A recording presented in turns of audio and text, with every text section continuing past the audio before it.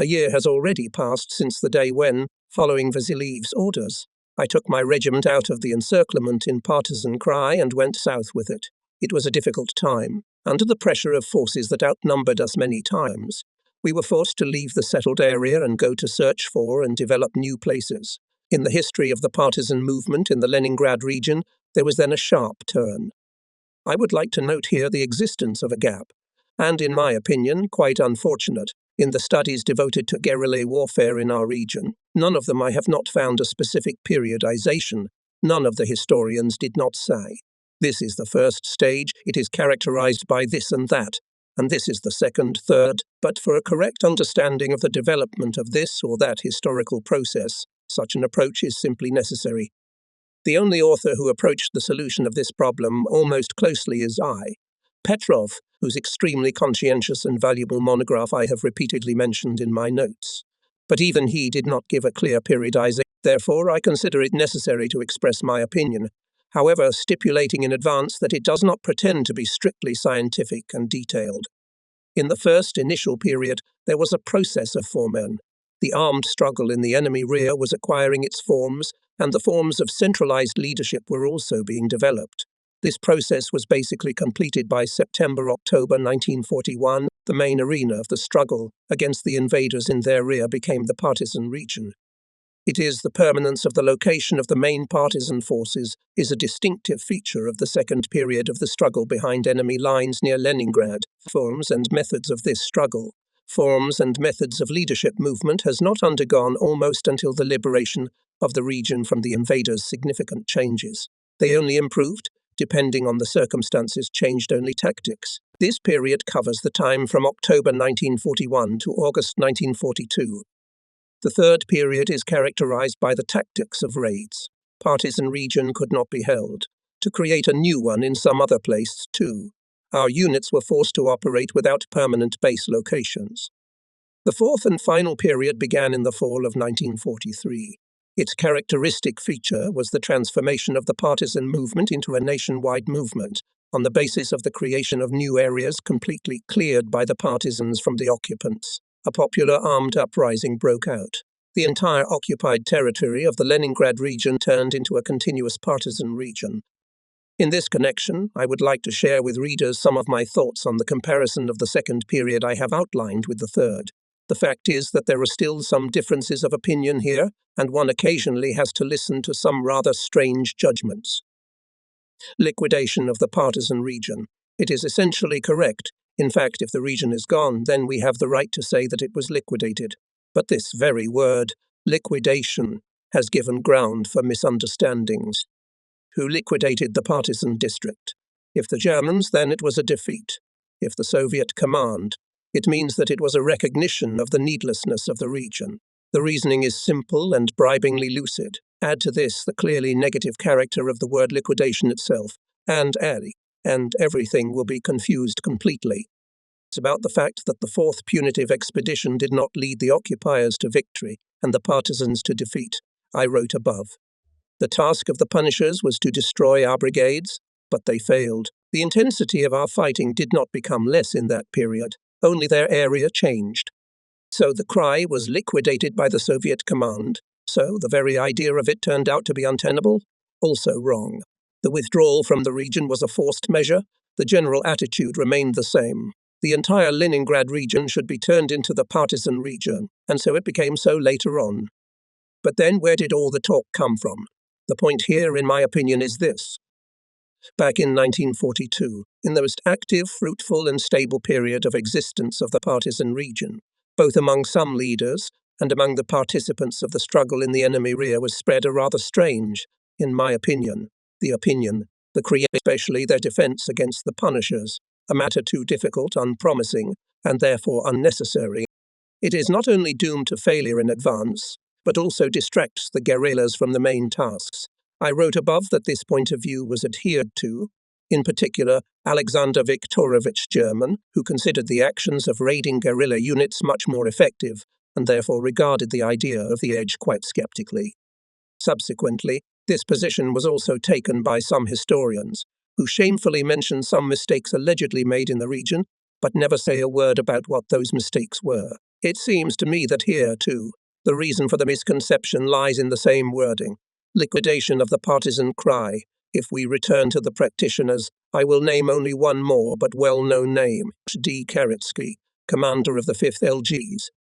Konstantin Dionysevich, like Herman, has always been an advocate of action, rapid and unexpected raids, proved in practice their highest efficiency. If in the spring of 43 he was asked what he prefers, to raid or to create a new partisan region and operate from its territory, he would certainly say, only raid. And in the fall of 1943, the first in the Leningrad region, created a new partisan region. This is particularly interesting also in the connection that it was at that time, and it was the 5th Brigade became the most active among those who fought in the occupied territory of the Leningrad region. Watching the fighting in the German rear, I kept expecting to hear from official sources such words. The task of expanding the borders of the partisan region, set by the Regional Committee of the All-Union Communist Party of the Soviet Union in 1942, is being successfully accomplished. In fact, we saw just that. But the scale of what was happening required a different word: armed popular uprising. Next to it, the notion of partisan cry, even the most enormous warmus, paled in comparison, and it was taken out of service. The essence, of course, is not in words, not in names. I return to the term partisan cry only because I seeked to avoid the confusion that necessarily arises when different concepts are mixed and the perspective of the events described is forgotten. Uprising is a form of action. Partisan cry is a form of organization, so one does not expect. As for the perspective, it only looked like this. In 1942, the Leningrad Regional Party Committee aimed the partisans to expand the borders of the region, and, having survived the difficulties of late 1942 and early 1943, temporarily adopting as the main tactical form of action by raids, partisan brigades in the fall of 1943, basically this task and fulfilled. Absolutely right, Doctor of Historical Sciences N. We consider the point of view, as if the guerrilla edges and the struggle for their preservation only hindered and complicated the matter, hindered the development of the guerrilla struggle, brought little effect, unconditionally wrong in rear areas, as experience shows, cannot be opposed to each other, to diminish the importance of one and give preference to the other. The creation of partisan regions was not an end in itself. They arose only when there were sufficient prerequisites for this, and were liquidated when the situation changed and the retention of edges became difficult and inexpedient. In the fall of 1943, all the prerequisites for turning the occupied territory of the Leningrad region into a continuous partisan region were created. It remained only to take advantage of them. This is exactly what I want to talk about next. However, some reservation is necessary here. To date, the combat activities of partisans who fought behind enemy lines in the Volkhov front has already received a fairly detailed coverage in the press. Stories about it can be found in collections. It was devoted to separately published books and brochures. The works of Leningrad historians Pankrati Romanovich Shevardalkin and Vasily Petrovich Samukhin occupy a special place in this series. Both of them are direct participants of the struggle behind enemy lines, PR. Shevardalkin I have already mentioned above. It was he who replaced me in the summer of 1943 in the position of Deputy Chief of the Volkhov Operational Group of the Leningrad headquarters of the partisan movement. And VP Samukhin commanded during the war partisan detachment, then fought in the 11th LPB. In 1944 was Assistant Chief of Staff of the brigade. In the works of P.R. Shevardalkin and V. Samukhin, the actions of the main partisan forces in the band of the Volkhov front, the 5th and 11th Brigades, are covered quite extensively. Bearing in mind all these publications, I did not set myself the task of a detailed description of the actions of the brigades. I will dwell only on the most important, in my opinion, moments in their life, as well as on events that I myself witnessed or participated in. In this connection, I consider it necessary to emphasize that what I've written in no way claims the right to be called a full description. The reader holds in his hands the memories of a former partisan commander, familiarizes himself with his reflections on this or that event, no more. I have already written about the fact that north of the railroad Pskov, Staraya Russa were areas to develop which partisans for a long time failed. It was extremely tempting to concentrate forces here at the very beginning of the war. The railroads and highways that crossed these places were of great strategic importance. They were used to transport most of the cargoes for Hitler's troops, who were opposing the troops of the Leningrad and Volkhov fronts. However, the German command also understood the importance of the area and placed dozens of large garrisons here. Perhaps nowhere in the region was concentrated so many security troops, up to 6 divisions. That is why the history of the development of these areas by partisans was in the first part of its tragic. Back in the 20th days of July 1941, the 5th Leningrad Partisan Regiment under the command of K.N. Valovich tried to deploy combat operations here. In September, under continuous enemy attacks, it was dispersed and actually ceased to exist. The regiment suffered huge losses. Only a few of the partisans managed, united in small groups, to infiltrate across the front line. At about the same time, the partisan detachments of the Pliosky, Yutagovsky and Strugokrasnensky districts were defeated here. In the winter of 1940 and after too, the 1st Volkhov Partisan Brigade tried to develop the area, but its fate was very little different from the fate of Valovich's regiment. Created at the end of 1942, a Radejski inter-district underground party centre was completely destroyed by Punishers, and the list of our failures did not end with this. I, for example, had the opportunity to see for myself the complete near impossibility of developing these areas when, in the fall of 1942, I brought here from the partisan region of the remnants of his regiment, together with the brigade of IV German's brigade. We tried to get a grip here and could not. We were forced to go south. Inside the summer of 1943, when the brigade of K.D. Karetsky went north, the situation here has not become more favourable. Suffice it to name only the ratio of forces. 337 partisans of the brigade against 5,000 Punishers, supported by tanks, artillery and aviation. In June, the situation of the brigade was critical. In the many days of fighting and during the most difficult transition to a new area of combat operations, it seemed to have lost all its strength. There was no possibility to receive planes from the Soviet rear. Constant fighting and maneuvering made it difficult to procure food. There was an acute shortage of ammunition. People were starving. Numerous wounded constrained the movement. And yet Karetsky's brigade managed to hold out. Moreover, it not only strengthened in the new area, but since the end of summer began to grow rapidly. As for the activity of its combat operations, at least this brief chronicle of mid-July gives an idea of it. Night of 14.7:43. On the highway Yutagosh, Nikolaev, the bridge over the river Chernaya, was blown up. Night of 15.7:43. A staff bus with 18 officers was destroyed on the highway Yutagosh.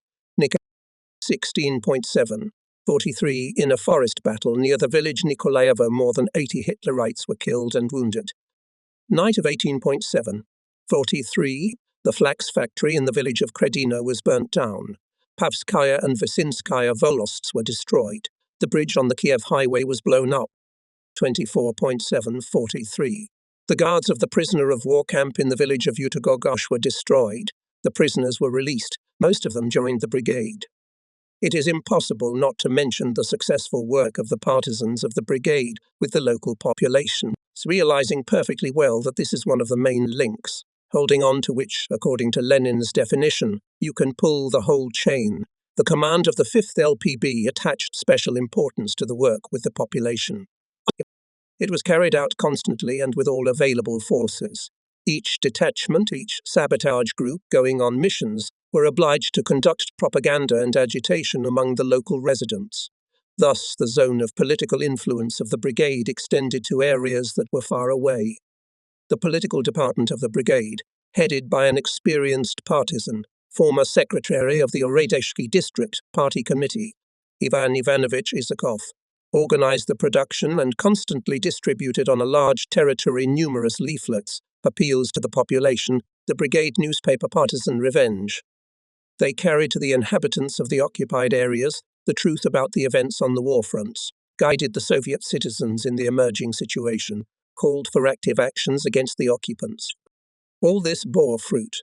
Hundreds and hundreds of peasants, representatives of local intelligentsia, became active helpers of partisans. Even clergymen joined the ranks of the fighters. I remember one of them, A. Puzanov.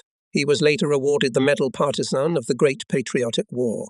Thanks to active work among the population, the brigade received a reliable support in all its affairs, a solid reserve for its replenishment. To make the reader clearer to imagine how rapidly replenished the brigade, I will give a few figures. In early September, due to the emerging influx of fresh forces, the 5th LPB reorganized its structure. P7s replaced the detachments EP.F. Skorodimov, A.F.s Tarakhanov and S.N. Shebekin. In Shebekin, the strength of the brigade was 438 men, but by the beginning of October, only a month later, the brigade had 3,500 fighters. Another regiment was organized, EVV. Igorov, the brigade became the largest in the region and continued to grow rapidly. I think that comments are not needed here. The creation of regiments and giving them more independence and initiative than detachments required that they be assigned certain areas of basing and combat operations. Skorodimov's regiment was assigned the zone between Plusa and Strugi Krasny, Tarakhanov's regiment between Plusa and Luga, Shebekin's regiment between Utagosh and Batetskaya, Igorov's regiment between Utagosh and Soltsi. Thus, on a vast territory stretching from north to south up to 100 and from east to west up to 75 kilometers, all sections of the Warsaw and Vitebsk railroads, all highways were under the control of the partisans.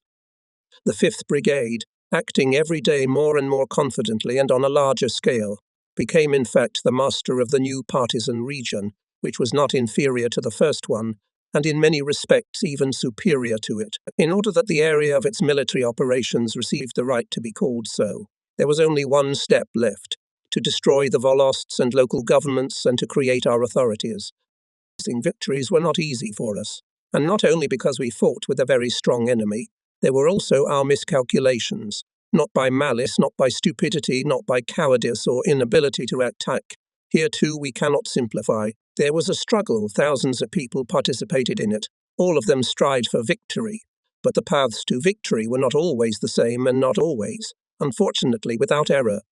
September 23 and Kachvanaya finally returned from his protracted business trip to the 11th Brigade Guzaev, flew back tired, thin, overgrown and shabby. Almost 2 months he had been in the German rear, and they were particularly active punishers. However, he was not given time to rest. He was summoned to the headquarters. Together with him, I flew to Leningrad. I learned about the reason for such haste only at headquarters. The brigade, from which Guzev had just returned, contrary to the decisions of the Elspid, left the area of combat operations and moved to the southwest. From the point of view of the staff, it was an emergency. However, let's turn to the story of a participant of events, the author of the book Volkov Partisans V.P. Samokin. He, as I have already written, himself fought in the 11th Brigade. At the end of September, the activity of the Punishers went down. The brigade, which had previously dispersed its forces to break away from the pursuit, again gathered detachments, and this is what followed. Immediately arranged a meeting of the command and political staff. Fall was approaching, and the brigade was poorly supplied with shoes, uniforms, and food. Punitive detachments were prowling around. Most of the commanders thought that the brigade would not be able to operate here in winter conditions and proposed to move to the western regions. Guzaev supported this proposal. 3 routes were worked out for the brigade to move southwest to new places of operations. On September 23, the wounded and the head of the Volkov task force were sent to the Soviet rear by plane. After a while, the brigade 3 columns moved on the road. I remember the first thing that Nikitin said, having listened to the report Gusev. So the meeting was held, Al, but who gave the right to commanders of detachments to decide such issues? What do they have there? Partisan brigade or collective farm? They got sick of meetings again. I must say that at the beginning of the war, many guerrilla units really experienced the disease of meetings. They held meetings on any occasion, sometimes even in a combat situation, and the Leningrad headquarters put a lot of effort to ensure that the leadership of partisan units was conducted in the same way as the army. It was difficult. After all, the partisans are not an army, but one way or another, but order was established. In this regard, the relapse of the old disease in the 11th Brigade looked ridiculous. And to illustrate the viciousness of such a method of leadership, perhaps there is no better example. The Leningrad headquarters puts forward as one of the most important tasks the development of the northern areas of the region by the partisans, and the commanders of the units of the 11th Brigade, after conferring, decide that it is necessary to fight not here at all, and the brigade goes to the southwest. I myself was a witness of the scolding that Guzaev received for all this. About the same thing that happened in the brigade, we read from VP Samukia.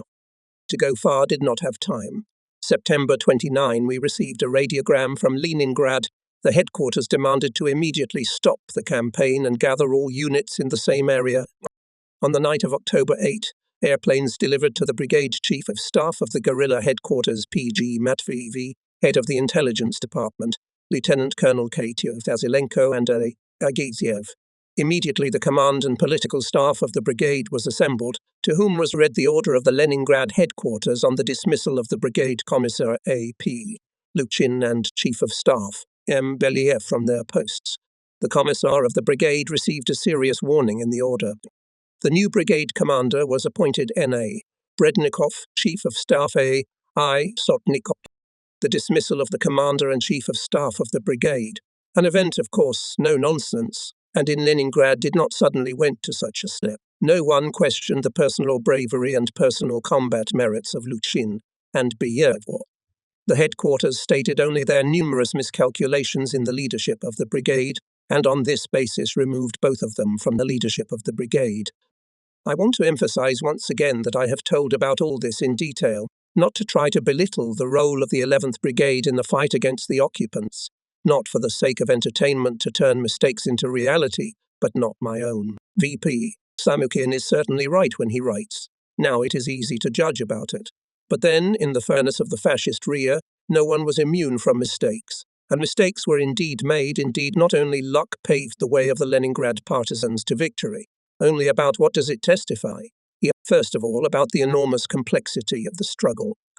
And the 11th Brigade was destined to many more glorious deeds. And I'll tell you about them too.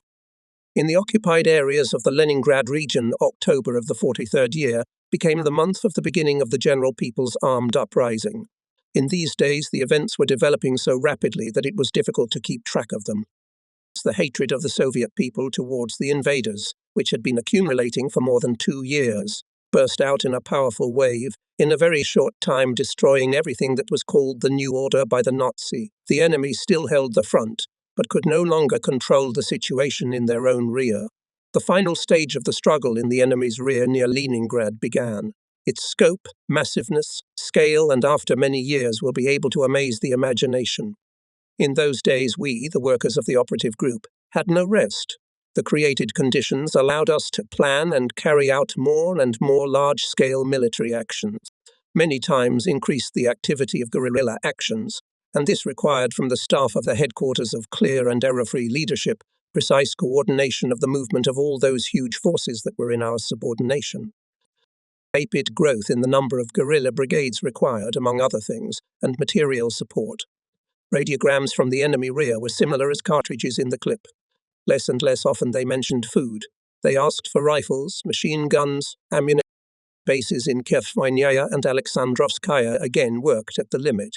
The pilots, as it seemed to me, did not get out of their airplanes, and it was still not enough. Our capabilities did not keep up with the events. We found more and more reserves. We did everything we could, and even what we could not do.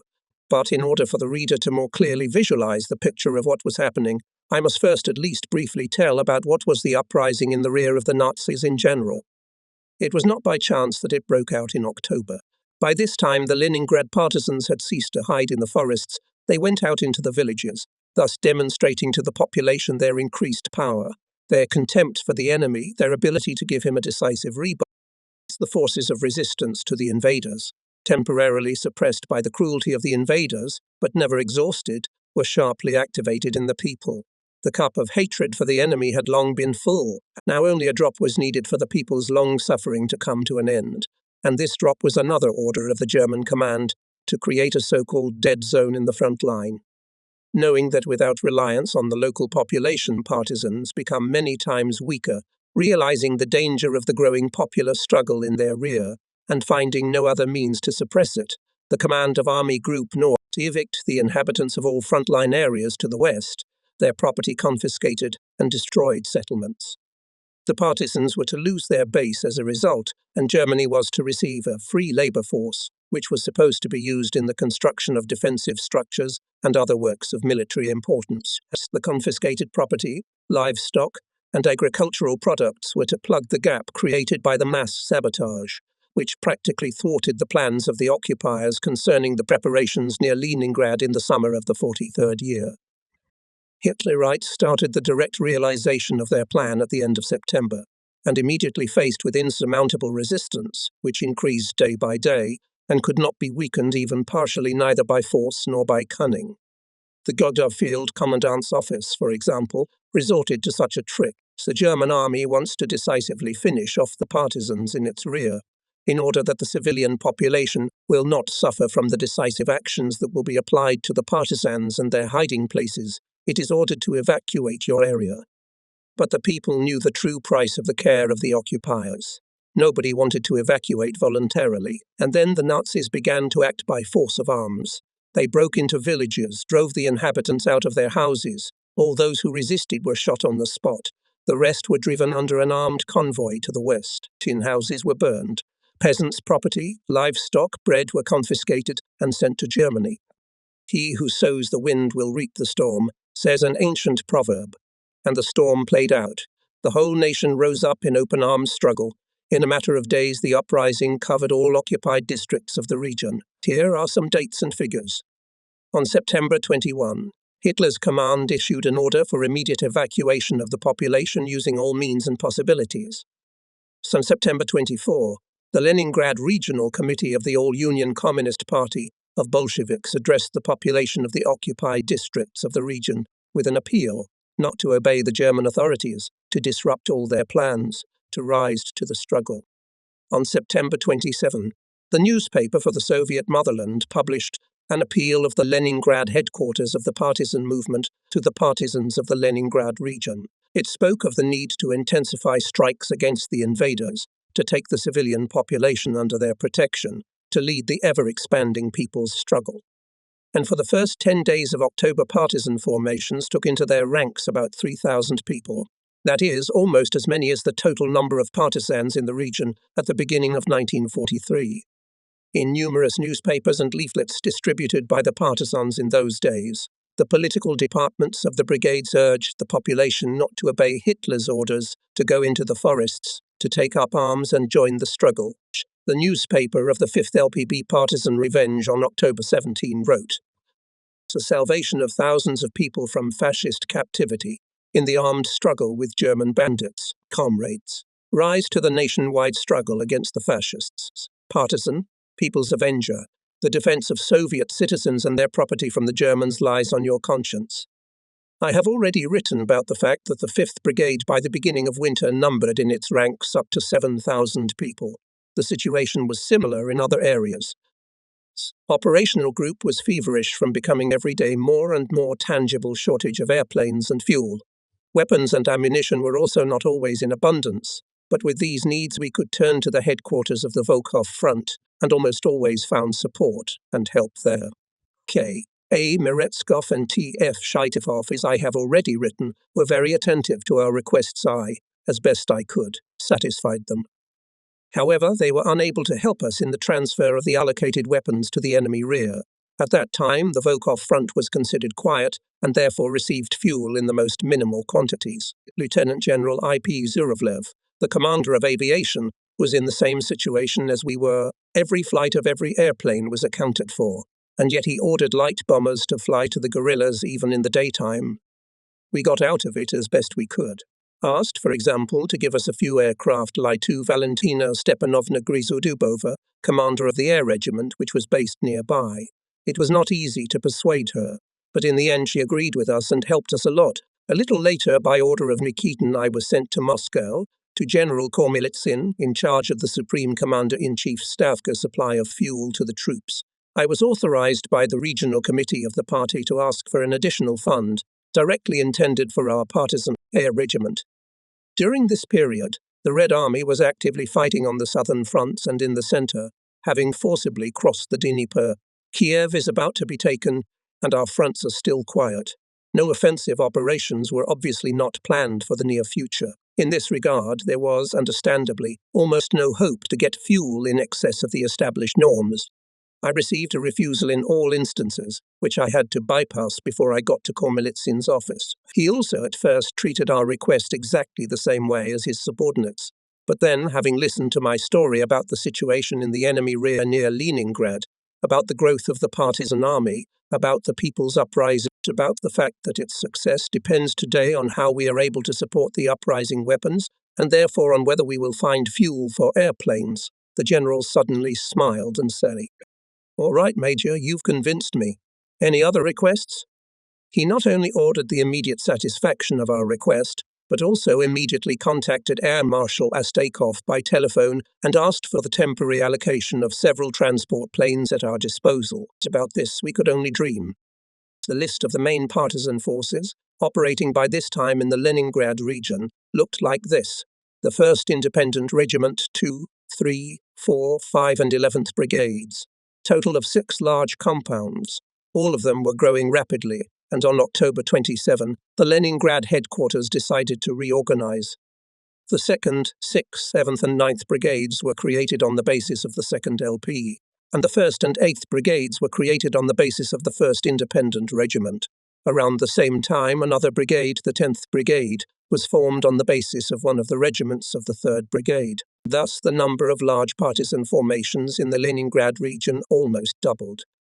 In this connection, I want to once again draw the reader's attention to the role played in the partisan struggle of the 2nd Leningrad Partisan Brigade named after Nikolai Grigorievich Vassiliev. As you remember, the 1st Independent Regiment was spun off from it. Consequently, 6 of the 11 brigades are a direct continuation of Vassiliev's brigade. It was our academy in the first year of the war. It was the forge of commanders. It also became the mother of the main partisan forces at the final stage. The life of the 5th LPB was extremely rich in events in those days. Such saturation, such a variety of combat actions, remembering which could list almost the entire arsenal of guerrilla tactics of that period, could not perhaps, recorded in its asset no one. I remember, on one of my business trips I was in the brigade just at the time, when it completed one of its brightest operations, and began a series of other operations that earned it great fame and deepest popular gratitude. The first operation was a 50-kilometre march of the 5th LPB, made by it in full strength, a column of many thousands, in the open in front of the population and cowardly scattered enemy garrisons. The brigade left the area between Lakes Revo and Sviatayskoye, past the villages of Krasnye Gorky, Kovshino Sviatai, Nevejetsi, Konozary, and occupied at the end of the road, the area adjacent to the village of Kievets. It was a demonstration of partisan strength. Hundreds of people saw with their own eyes what an army of people's avengers is, highly organized, disciplined, well-armed, not afraid of the enemy. We could not afford anything like this before. Times have changed, however, and such a campaign has become not only possible, but as useful as sabotage on the roads or skirmishes with the enemy. It was not only that on the brigade's route all the organs of occupation power were destroyed, and the rule of the people was established over a large area. No less important was the fact that the news of the open performance of the partisans immediately spread for many kilometers around, causing a new wave of popular resistance to the invaders. This is what K.D. Karetsky called in a radiogram the result of the defeat and our influence, which led to the termination of the occupation authorities in 14 Volot. The march of the 5th LPB was the best organizing action, the best impetus for the popular uprising in the central district of the region. The central insurgent region began to take shape at this time. And the series of operations I mentioned is the liberation of Soviet citizens from being taken into Nazi slavery. In mid-October, Karetsky's partisans stopped for several days 3 German trains, taking the population of the frontline zone to Germany. These were the first operations of this kind near Leningrad, and the pioneer was the regiment of Vladimir Vasilievich Igorov, then just Volodya Igorov, because he was one of the youngest partisan commanders, a regiment of 1,200 fighters commanded at the age of 19. 23,000 people owed their freedom to his regiment. For outstanding combat services, Egorov was later awarded the title of Hero of the Soviet Union. In total, the 5th LPB saved more than 40,000 people from being taken to Germany. An interesting detail: when Igorov's partisans stopped the first train and took the liberated civilian population under the protection of his regiment, no one in the brigade, despite the obvious unusual nature of the operation, did not perceive it as something out of the ordinary. They were not even going to radio about it separately to Leningrad. They just wanted to include it in the next report. It was only on my urgent advice that Karitsky sent a radiogram, and almost immediately received a reply from Nikitin. By my order of 16.10, 43, your Brigade for the Rescue of Civilians, whom the Germans tried to 3 eknons to take away to fascist slavery, awarded the banner of the Leningrad headquarters. You are presented to the award of the Order Bogdan Khmelnytsky of the 2nd degree. Present the award to the fighters and commanders. Strike harder at the enemy, thwart his plans to take civilians to hard labor. So, Selfie, order should be announced to all personnel of detachments, regiments of the brigade entrusted to you. I am writing about it in order to emphasize once again, fighting little thought was given to awards. The main concern was the cause to which people gave themselves without a trace.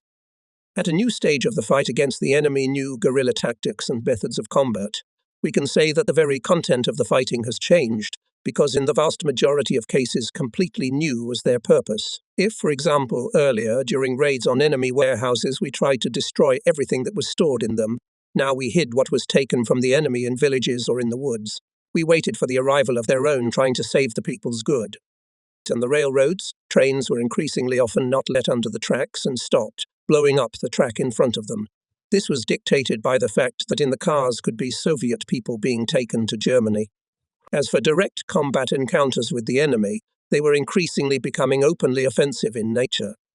By this time, a whole galaxy of partisan commanders of a new type had grown up, absorbing all the rich combat experience accumulated by the People's Avengers since the beginning of the war. The first among them, I do not hesitate to name Konstantin Dionysevich Karitsky. I remember him from the partisan region, where he commanded one of the battalions of the 1st Brigade. This man had to go through a hard fighting way. He knew both victories and defeats, and he led people into the attack and retreated and buried his comrades. Everything was. A man of great personal courage, bravery, cold-blooded in battle, an ingenious tactician, keenly sensing every change in the combat situation and able to respond to everything without error. Karitsky also had a talent to lead people. Perhaps everything was in him in moderess, demanding and at the same time sensitive to people, commander's authority and the ability to respect other people's opinions, fearlessness and caution, integrity and ability to understand the attitude of the guerrillas to their commander was excellent. They loved him, trusted him wholeheartedly. I remember in one of the visits to the brigade I caught Karitsky for such a case. Evening, a full hut of partisans, and in the middle, the brigade commander, and he reads to remember Essenen. The recitation, of course, was not God knows what. He was not a professional. Where was he to learn the art? But you should have seen how the partisans listened to him. He knew poetry and shared it with people. That's all. He didn't pose, didn't pretend to be an artist. He just remembered out loud, and they were grateful to him for that. It was not a gesture. It was not a makarokny authority that the brig was looking for. Now I will explain what I call such a word. We had a man in the 1st Regiment, a political worker, about whom the guerrillas always remembered, if for some reason they had not seen for a long time. I remember I was interested, why such popularity? And when once again one of the fighters asked me why it is not seen, I asked, "Do you need to talk?" "No, I don't," he said. "You must be bored without him." "No, I don't know what to say." "Maybe you're waiting for a political briefing." He hesitates. So what is it?" "I'm not lagging behind. I'm out of Mahorka, and when he comes he's sure to give me a treat." That's the whole reason. And we wondered why his pouch was the first to empty and why, no matter how much we shared with him, he didn't have enough. Of course, I don't feel sorry for the fag. I am not at all going to preach the wisdom of a chicken. Friendship is friendship, but tobacco is apart. But you must agree, it's a bad thing if all people's interest in you fits into your own bag of money. Sir Karitsky's authority was never makhorokshny. The brigade commander was respected first of all for his combat merits, that is for the cause, and he was a master in business, and also for his ability to understand his men well. I must say that the leadership of the brigade in general was selected extremely well. Sir Commissar Ivan Ivanovich Segunin, Chief of the Political Department Ivan Ivanovich Isakov, Chief of Staff Timofey Antipovich Novikov, Regimental commanders Vladimir Vasilievich Igorov, Pavel Fedevich Korodumov, Alexei Fedorovich Tarakanov, Sergei Nikitich Shabik. All these were excellent people, skillful commanders, who did a lot for the victory over the enemy. It is for the victory over the enemy, not by chance in the list of Leningrad partisans, awarded the title of Hero of the Soviet Union, 5 out of 20 representatives of the 5th LP, BKD. Karitsky, I. Sergenin V. Vigorov, A. F. Tarakanov, B. E. I. Sokolov. From October 28 to November 9, the brigade fought heavy battles against a large punitive expedition. On the instructions of the commander of Army Group Nordkirchler, the 18th German Army sent to the area of action of the 5th LPB several guard regiments and battalions, units and parts of the 190th Infantry and 13th Airfield Divisions. The offensive was supported by tanks, armoured vehicles, artillery, mortars, and aircraft. This operation Hitlerites called Wolf Hunt. It was assumed, of course, that they themselves would play the role of hunters. It turned out the other way around. Lieutenant General Hinkel, commandant of the rear area of the 18th Army, informed his command. The operation north of Yutagogosh was interrupted due to the fact that the forces were exhausted. This is a very modest formulation. It is more correct to write, the punitive expedition was defeated. This time is characterized by the most active help to the partisans from the population. The commissar of the 5th LPB reported to the Leningrad headquarters. The people felt and realized that the partisans stood up to defend them and helped the partisans in every way possible. Girls, women, old men conducted reconnaissance, not only on the orders of the command, but also on their own initiative. On November 1, when the Germans were in the village of Storonai and were preparing for an attack, the girls Kalanchina Ekaterina and Dmitrieva Lydia came running from this village to the regiment commander Igorov. They reported about the number of the enemy, about his intentions. In the difficult moments of fighting with the Germans, when the partisans felt the acute shortage of ammunition, the inhabitants of the village of Vyshely, defended by the regiment T, Igorov collected cartridges of 5-10 pieces and brought them to the partisans. The same collection of cartridges was carried out on their own initiative by the inhabitants of the village Pokrovskoye. The father of a partisan, a resident of the village of Novosly, Utogoshky district, Volkov I, having learned that the partisans have no ammunition, with the help of a resident of the village of Rayamishka Spiridonov and delivered to the detachment 17 boxes of ammunition stored in the forest since 1941. In the hard days of fighting, people who could carry weapons replenished the partisan detachments. In villages, there were fighting groups of local population. They armed themselves, got ammunition, set their task to help the partisans to save civilians from being taken into fascist captivity. This is how combat groups emerged in the villages of Baranovo, Vyshely, Bolotsko, Stobolsk, Dertany, Hedino, Borotno, Nikolsko, Lazuny, and others. Was it possible to defeat partisans who had such support? And about 2 more interesting operations of the 5th Brigade I want to tell in this connection. The first was carried out by the regiments P. F. Skorodomov together with residents of nearby villages on the Kiev Highway on the night of November 16, 1943. A large section of the road was captured 10 kilometers between Mayakovo and Novosely. And under the guard of the regiment, local residents arranged on it a grandiose rubble of cut telegraph poles and trees. All this was entangled with wires torn from the transmission line and in many places mined. In addition, 8 bridges were blown up along the entire stretch, every one of them. And so when with dawn the men who had finished their work left the highway, the partisans prepared for battle. They held the road for 2 days, and only under the blows of tanks and armoured vehicles, which the Nazis put into battle in the middle of the day on November 17, the regiment retreated into the forest. But it took quite a lot of time to clear the mined rubble, and after all the highway was of extreme importance for Hitlerites. Diversions of such magnitude had never been carried out before. A little later, the 5th Brigade similarly completely blocked the highway Yutagosh, Nikolaev, all along its entire length. This highway was also very important for the Germans, as the most convenient for supplying the Novgorod and Old Russian army groups.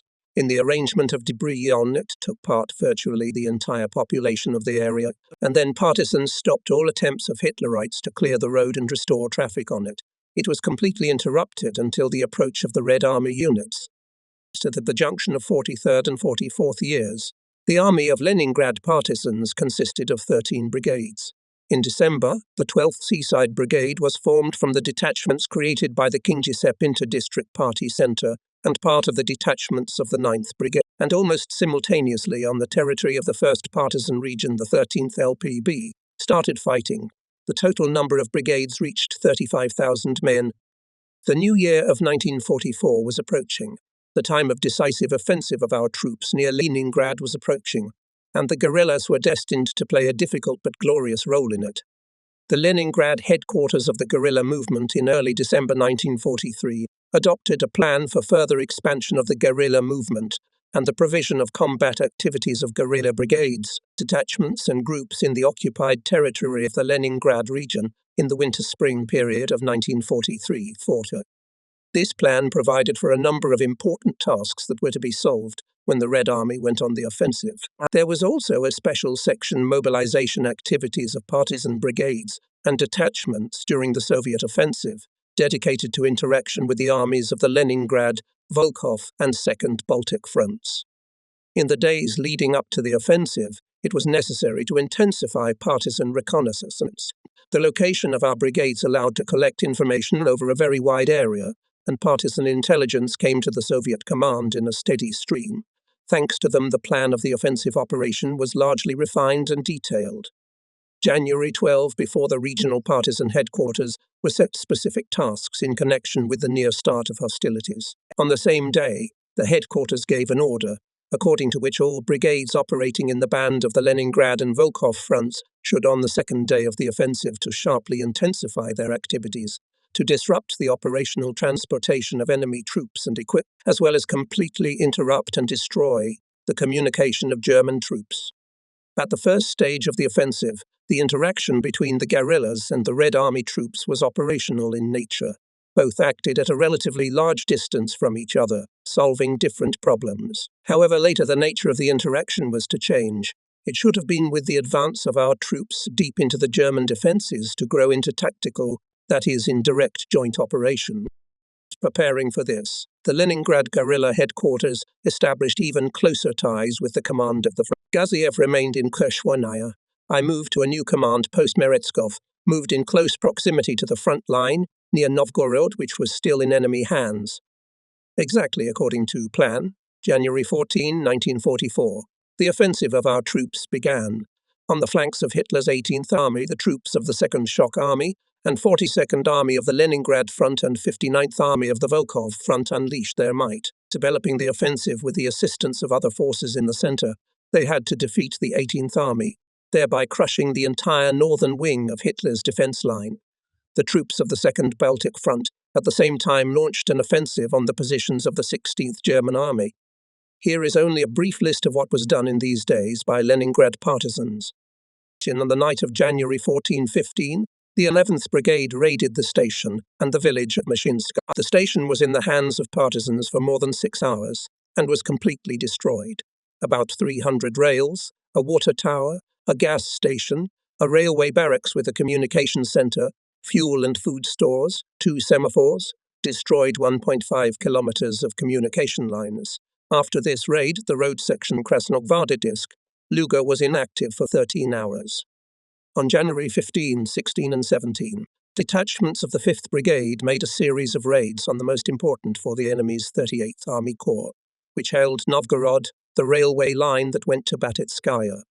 Together with the population, the partisans put this section out of operation for a long time. In addition, only for January 15, the local population, under the cover of small guerrilla groups, were destroyed 28 kilometers of communication lines. During the first 7 days of the offensive of our troops, the 5th Brigade took out of service 5 railroad bridges, 7,000 rails, 18 steam locomotives, 160 cars and platforms with manpower and equipment. During the same time on the highways, 24 bridges were blown up and 218 vehicles with enemy soldiers and cargoes were destroyed. On the night of January 16-17, partisans of the 12th Brigade between Tikopisia and Kingisepp blew up several hundred rails. The next night, detachments of the same brigade raided Weman Station, where all track facilities were destroyed. Many cars were burned, and the enemy garrison was destroyed. Successful raids on the Baltic Road were conducted at this time, and the 9th Brigade. As a result, already in the first days of the Soviet offensive, the main railroad communication on the left flank of Hitler's 18th Army was completely put out of operation. On the night of January 1718, a combined detachment of the 7th Brigade under the command of V.P. Ploki blasted the main railroad communication on the left flank of Hitler's 18th Army. P. Plokogo blew up a well-guarded large bridge near the station Terashino. January 20, on the Staro-Ruskaya Road, partisans of the 1st Brigade blew up another large bridge over the River Keb. At the same time, detachments of the 3rd Brigade on the same road defeated the stations Uzay, Karamishevo, Podzevi and Lokot, as well as the most important sections of the Vitebsk Road south of Dino. All echelons at the stations were destroyed. During the first 10 days of the offensive of the Leningrad and Volkhov fronts, the partisans destroyed 11 railway stations and junctions, blew up 34 railway bridges, 23,000 railway rails, derailed 36 military echelons with the enemy's manpower and equipment, 3 armoured trains, destroyed more than 300 kilometres of roadside telephone and telegraph lines, exterminated more than 3,000 Hitler's soldiers and officers. The scale of military operations in the enemy rear is also evidenced by the fact that already on January 16, the commander of Army Group North von Kuchler reported to his leadership about the impossibility of the available forces to ensure the safety of communication. He asked for urgent allocation of security units from Army Group Center to his disposal. The consequence of the fierce battle, which was waged on enemy communications Leningrad partisans, was a truly deplorable situation of the command of the German troops, almost lost the possibility of rear movements of their units. Hitlerites also felt colossal difficulties in delivery to the front line of ammunition, armament and manpower. Here are some typical examples. On January 17 from Staria Rossa to Novgorod, the 8th Jaeger Division, sent from the 16th Army to support the right flank of the 18th Army, started moving by rail, 180 kilometers of the way. The Germans' defense of Novgorod depended on how quickly the division could redeploy, but all roads, both railroads and highways, on the way of the Huntsman were blocked by partisans. Since January 19, the division was forced to start a foot march, not having yet overcome even half of the road ahead of it, and all the time was subjected to attacks by partisans. Only by the middle of the day on January 21 reached the goal 1 battalion of Huntsmen. When the rest pulled up, and not all of them, Novgorod was already occupied by our troops. Similarly, the fate of the 12th Panzer Division and 58th Infantry Division of the enemy, which at different times were transferred to help the 18th Army. Both of them arrived at their destination so late with such losses and so disjointed that they could not influence the course of the battle. The Soviet troops continued to fight. Their advance was unstoppable. It was time for direct joint actions of partisan units and Red Army units. One of the largest operations of this kind, I was ordered by headquarters to manage on the spot. It was the capture by partisans of the 11th Brigade of the district centre and station Ridesh. Under the blows of the 59th Army of the Volkhov Front, developing the offensive from Novgorod, the right flank of the 18th Army of the enemy was crumpling, shifting to the west, in the direction of Luga. At the same time, the 67th Army of the Leningrad, 8th and 54th Armies of the Volkhov Front in the areas of Tosno and Lyubani drove a powerful wedge into the center of the Hitlerites' defense and continued to move to the southwest. By the end of January, the troops of the Leningrad Front were already on the outskirts of Tolmashino, and the units of the Volkhov Front were approaching the station Oridesh. Thus, on the right flank of the 18th German Army, clearly indicated the threat of encirclement of the Imginskaya and Lubansko-Chudovskoye troops groups of the enemy. The enemy withdrew his troops in the only possible direction, through the village and station Oridesh on the Vitebsk Railroad. The exit of the 59th Army of the Volkhov Front to Oridesh deprived the enemy of the way of retreat. On January 20, the commander of the Volkhov Front K.A., Meretskov, and a member of the military council T.F. Steikov approved considerations on the organization of interaction between the troops and partisans of the Volkhov Front.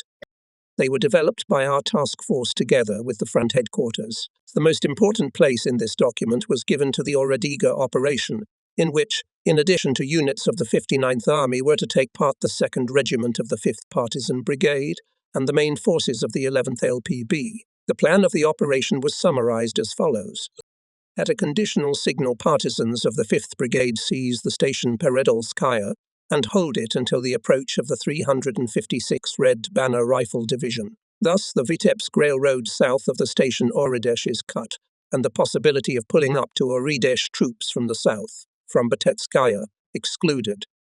At the next decisive stage of the operation, the partisans of the 11th Brigade captured Oridesh and also held it until the approach of the 377th Division. Miginskaya and Lubansko-Shudzovskoy groups of the enemy are in. I received orders from Nikitin to direct the actions of the guerrillas on the ground. The operation was developed very carefully, in all the details, but just before the flight to the enemy rear, I again called Meretskov and once again discussed everything in detail. The front commander considered the Orodeshkaya operation to be the most important at that time. At that meeting, he also told me the conditional signal for the attack. The Leningrad radio in its broadcast for partisans and inhabitants of the occupied areas would transmit a message that our troops, among others, had occupied the village of Pochap, located near Orodeshkaya. Regardless of what actually happens, whether our units occupy it or not, we will attack at 4:30 am. Do you remember it well? The commander asked. Pochap, this is a signal for you. On the night of January 23rd, I crossed the front line again on a Po-2 plane. First, I had to visit the 2nd Regiment of the 5th Brigade, whose camp was located near Lake Glukhu. Even last night, the regiment commander A. Zefi Tarakanov, at the head of most of his units, was far from the camp. Another series of sabotage on the roads was being carried out. But Tarakanov had constant radio contact with the task force and was ordered to return to his base to receive an airplane with an important message. In the afternoon, he radioed that he was moving toward the camp. And yet, when we flew to the place, landing lights on the lake ice were not found. There were a few campfires burning, and that was all. I realized that Tarakanov had not returned in time. We had to land blindly, lighting ourselves with a rocket. We turned the plane around and waited without turning off the engine. The pilot with a gun in his hand, in the cockpit, and I with a machine gun at the ready, a little away from the car to better see and hear. Suddenly, while Tarakanov was on the road, his camp was occupied by the Germans. Muffled gurgling at low speed's airplane engine, the time stretched languidly slow. Finally, I heard them running. I stopped them with a shout. I handed the order to attack Peredolskaya to A. I. Senkovich, the chief of staff of the regiment. I gave him all the necessary explanations. We agreed on radio communication, which we would be able to maintain after Tarakanov's return. Further, my way lay to the Lake Chernoi, which served as an airfield for the 11th Brigade. That night, there was unusual excitement on Chernoi. Literally one after another Po-2 and P-5 were landing and taking off, delivering weapons and ammunition to the brigade, and taking wounded men to the Soviet rear on return flights. It was clear to everyone. Something was being prepared, but no one knew what it was. I was met by Kombrig N. A. Brednikov and Commissar S.I.S. Sazonov. Together we immediately drove to the brigade camp. No specific instructions about the upcoming Operation Leningrad headquarters on the radio did not transmit. Brednikov received only an order to concentrate forces and a message about my arrival and credentials. Therefore, having ordered to assemble the brigade headquarters, I first of all brought my comrades up to speed and warned about the need to observe the strictest secrecy in the preparation of the operation. Then we began to draw up a detailed tactical plan. By this time, the brigade had managed to concentrate in the area of its basing, not all the forces, the regiment of N.I. Volobuyeva and 3 separate detachments. Total strength, about 600 fighters. Regiment A.I. Sotnikov, which had the same number of partisans, was on a mission and very far away, and in the end did not manage to join the brigade in time despite the order received. We had to attack with almost tenfold loss in numbers, 600 partisans against 5,000 Hitlerites. The plan of attack was summarized as follows. After I receive a conditional signal, the brigade leaves the camp and 3-hour forced march to Oridesh, concentrating in the area of the farm Karash. About a kilometer from the station, detachments are prepared for battle. The Stepanov's detachment to strike at the commandant's office and the station. Dolganov's detachment to defeat the garrison in the village of Pantelevichi neighboring to the station. Safonov's detachment to capture the northern part of the village. Chelyarkin's and Tarasov's detachments to block the approaches to the station by railroad and highway. Further, to hold on until the approach of Soviet troops. We could not count on anything else but the advantage of a surprise night attack.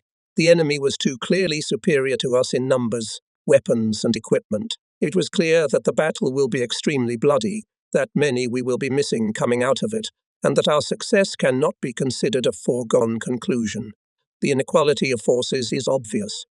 Early in the morning of January 27, the signal to attack Peredolskaya received Tarakanov's regiment. The battle was brutal and protracted. Partisans captured the station and held it until the middle of the day despite the fierce counterattacks of the enemy, but then Hitlerites pulled up to Peredolskaya armoured train with a strong landing force, and they managed to push the regiment into the forest. And here military luck smiled on Tarakanov. Soviet tanks came to the place of battle. The 7th Brigade of the 8th with their support, the partisans attacked Peredolskaya, captured it and held it until the approach of the 356th Red Banner and part of the 372nd Rifle Division. At the same time, the Kashera crossing was captured, also by joint efforts. The first part of the operation was successfully completed. A large section of the Vitebskaya road was repulsed from the enemy. The barrier from the south was exposed. Now it was up to us. On the same day, towards the end of the operation, I received a radiogram signed by Guzey. Immediately seized the Oredesh station. It was strange such a signal to attack was not envisaged by the plan. Besides, in the evening program of the Leningrad radio, the word Poshap was not sounded. But military life is full of surprises. There is no telling what could have happened since I received the last instructions from Meretskov. It is not without reason that the military regulations have a rule. The last order must be obeyed, regardless of the rank of the commander who gave it and despite any contradictions with the previous one. This rule is dictated by practice. The combat situation changes quickly, and it happens that it requires actions that are diametrically opposed to the intended. I gave the order to leave. Exactly at the planned time at the farm, Karash squads prepared to attack. It's 4:30, and then the radio operator came to me with a new message. Guziev gives an out. The attack on Oredej is postponed tentatively for 2 days. All this caused, at least, bewilderment. We returned to the camp. Partisans grumble. What is this, say, for night walks? They were not privy to the plans of the command. Admittedly, we, the commanders, also expressed dissatisfaction. I, for example, sent a radiogram to Guziev, in which I sarcastically characterized his 2 previous ones. We did not know at that time that the 59th Army units, which had moved that day to Oredesh, were tied up in battle by Hitler's Police Division, and that the front headquarters had time to cancel the signal to attack, and Guziev could not do it so quickly and ended a retary. It was too late when he received information about the unforeseen delay. 2 days passed in anticipation, and on January 30, the 3rd day, a new radiogram from Gizaev, and almost simultaneously with it, a conditional signal in the transmission of Len radio.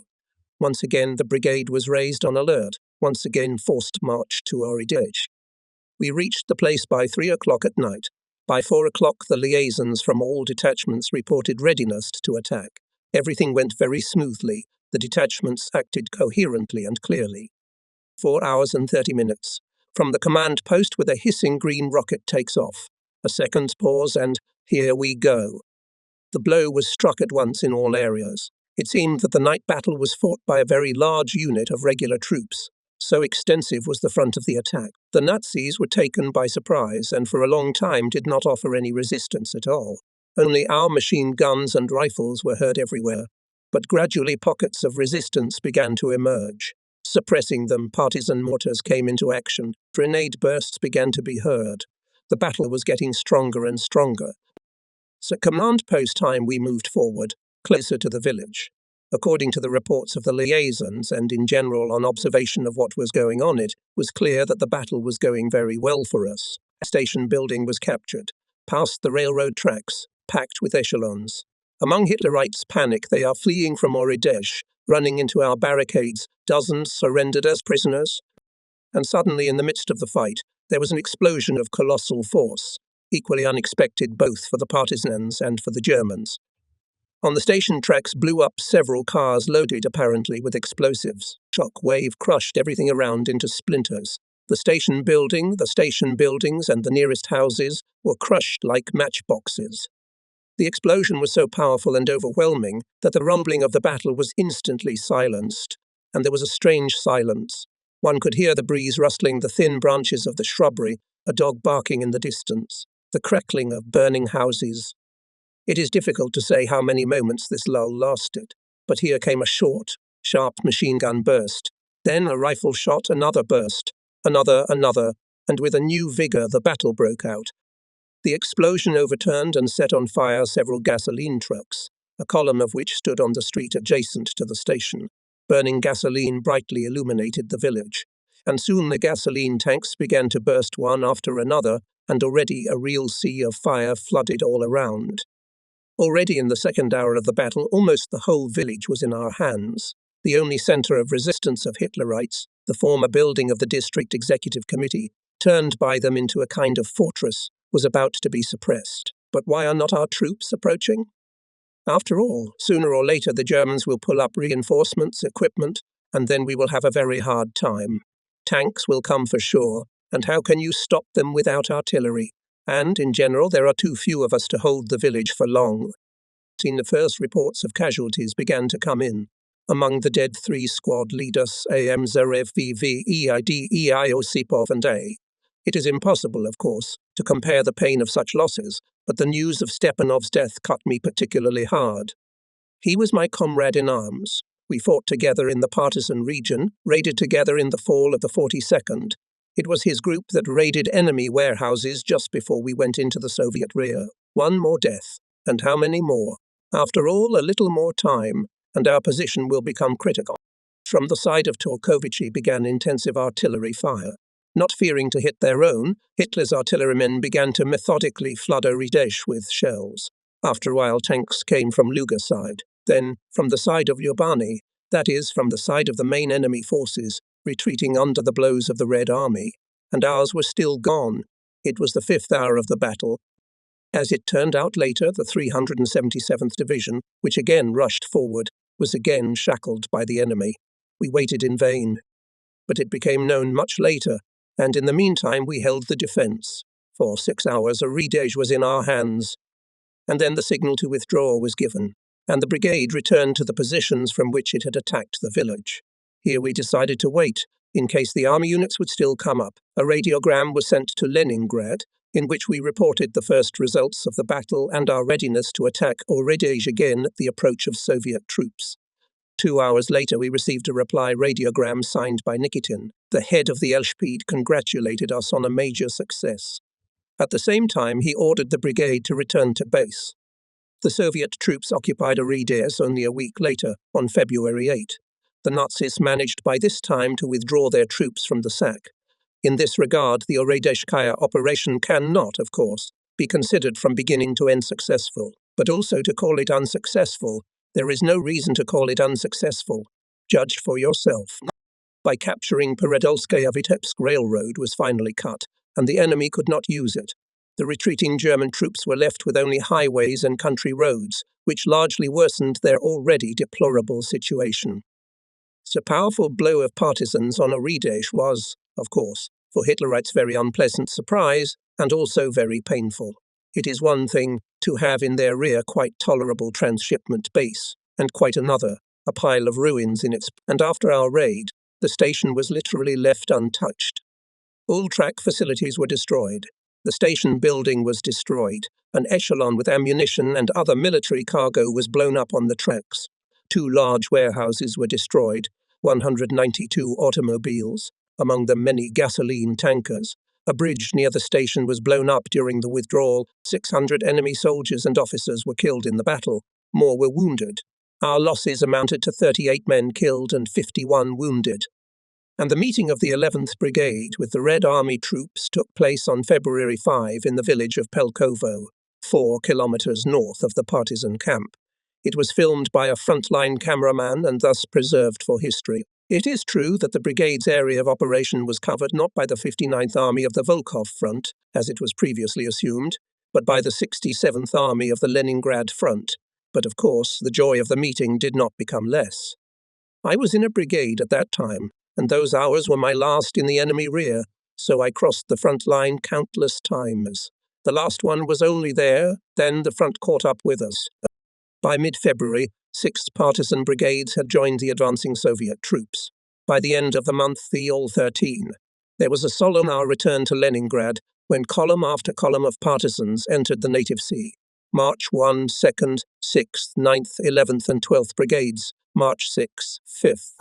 There were celebrations on the occasion of the end of the battle in the enemy rear near Leningrad, and awards were, and then some of us were sent to the active army, and others returned to peaceful life. Someone had to adjust it too. I was among them, and I was involved in the work in the Leningrad Region Executive Committee. Still, I really realized that I had returned to peaceful life only many weeks later. On a warm July day, I was in Vysevolochysk on official business, and with my comrades from the local administration I went around the village. The sports ground in its centre, loudly called the stadium, was quite crowded. Vsevolochysk footballers were hosting guests from under Petter. The teams are already on the field, but for some reason the match has not started. It turned out that they forgot about the referee. Knowing my sports profession, someone who was with me next to me suggested, "Nikolai Ivanovich, how about you referee?" I agreed. The match began under the exuberant cheering of exhausted fans. A tight ring surrounded the field and keenly reacted to both the game and the refereeing. In general, it was not difficult for me. The athletes playing were not so highly qualified, but I gradually got carried away, ran around the field as required by the strictest rules in short demonstrated class, and so in the middle of the meeting, when I do not remember now for what, made a remark to one of the players, from the edge of the field, from the crowd of fans clearly sounded out, "The referee on the so-and-so." I looked in that direction and saw a scrawny kid who was waving his left hand and put the fingers of his right hand in his mouth and whistled deafeningly. Don't believe it if you want, but I felt that my life was already peaceful at that very moment.